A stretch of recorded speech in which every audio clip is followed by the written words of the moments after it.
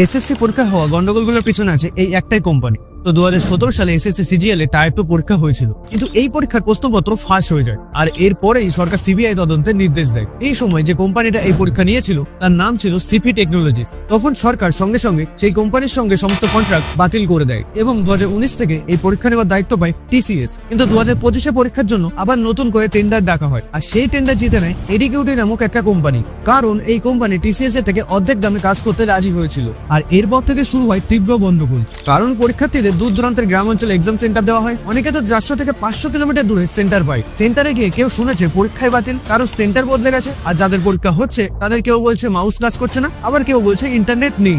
এখন চমকে দেওয়ার মতো তথ্য হলো এই এডিকিউটি কোম্পানিটি 2020 সাল পর্যন্ত কোনো সরকারি রিক্রুটমেন্ট পরীক্ষা নেওয়ার জন্য অযোগ্য ছিল। তা সত্ত্বেও 2020 থেকে 2024 পর্যন্ত MP teacher recruitment, MP Patwari এবং মহারাষ্ট্র সেট এইসব পরীক্ষাগুলি নেয় কোম্পানিটি, আর করে হাজারটি মোটো গন্ডগোল। যেমন কোথাও প্রশ্ন পাস, আবার কোথাও টপ 10 এর মধ্যে 7 জনই আছে একই সেন্টার থেকে। এসব ঘটনার পরেও এই এডিকিউটির হাতে তুলে দেওয়া হয় এসএসসির মতো ভারতের দ্বিতীয় বৃহত্তম পরীক্ষার দায়িত্ব। আর যখন ছাত্র এবং শিক্ষকরা দিল্লিতে প্রতিবাদ করতে যায় তখন তাদের উপরে করা হয় লাঠিচার্জ।